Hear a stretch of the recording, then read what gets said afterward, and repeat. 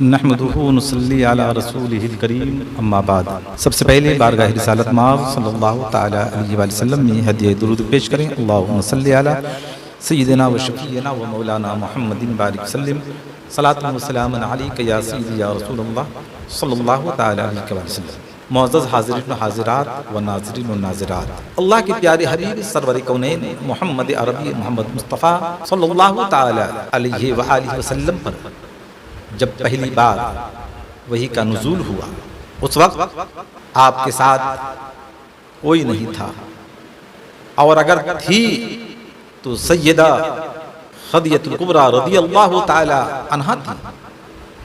جب اللہ کے رسول صلی اللہ تعالی علیہ وآلہ وسلم غار حرا سے تشریف لائے، آپ نے سیدہ خدیجہ الکبریٰ رضی اللہ تعالی عنہا سے فرمایا، میں جبرائیل کو دیکھ رہا ہوں، ابھی بھی دیکھ رہا ہوں۔ جب گھر میں آپ کو لے کر آئی، آپ نے عرض کیا کہ اب آپ کو نظر آ رہے ہیں جبرائیل۔ اللہ کے پیارے حبیب صلی اللہ تعالی علیہ وآلہ وسلم نے ارشاد فرمایا، ابھی بھی میں جبرائیل کو دیکھ رہا ہوں۔ اللہ اکبر۔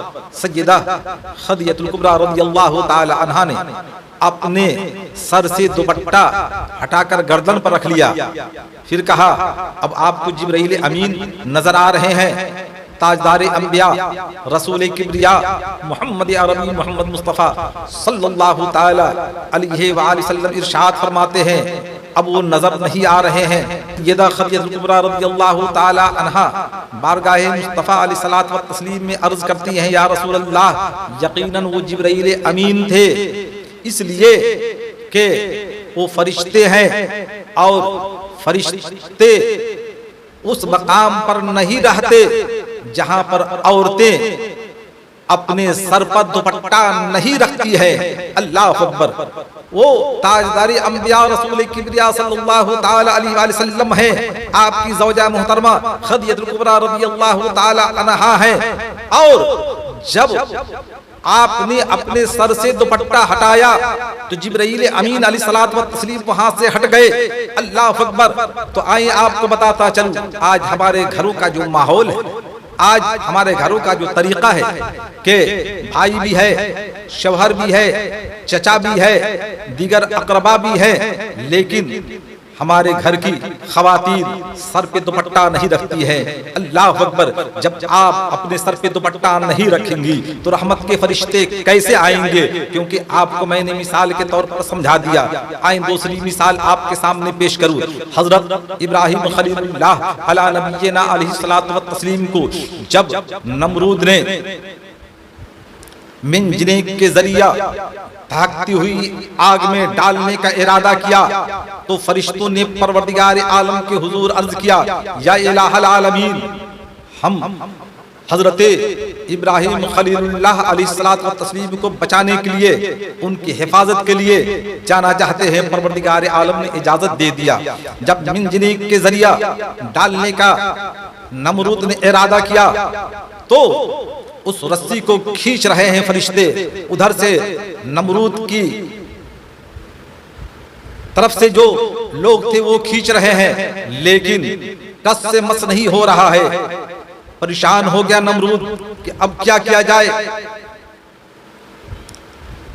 ایک پردے میں بوڑھا شخص آیا، اس نے کہا کہ اے نمرود، تم جتنی بھی کوشش کرو لیکن منجنیق کے ذریعہ ابراہیم خلیل اللہ علی نبینا علیہ الصلوۃ والتسلیم کو آگ میں نہیں ڈال سکتے۔ تو کہا پھر کیا کریں؟ کہا ایک راستہ بتاتا ہوں کہ محلے کی 10-12 عورتوں کو بلاؤ اور ان کے سر سے دوپٹہ ہٹا دو، پھر تم کامیاب ہو جاؤ گے۔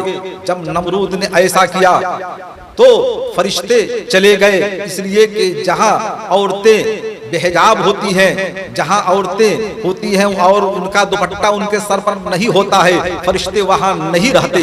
اللہ اکبر۔ دیکھا آپ نے ابراہیم خلیل اللہ علی نبینا علیہ الصلوۃ والتسلیم ہے، ان کو بچانے کے لیے فرشتے آئے، لیکن وہاں پر نمرود نے شیطان کے کہنے پر 10-12 عورتوں کو بلایا، ان کے سر سے دوپٹہ ہٹایا، ان کے بال نظر آنے لگے، فرشتے وہاں سے دور ہو گئے۔ تو آئیں آپ کو بتاتا چلوں، کیا آپ اس فقرے سے کیا اس واقعے سے کچھ نصیحت حاصل کر رہے ہیں؟ اگر آپ کر رہے ہیں تو یقیناً آپ کی کامیابی ہے۔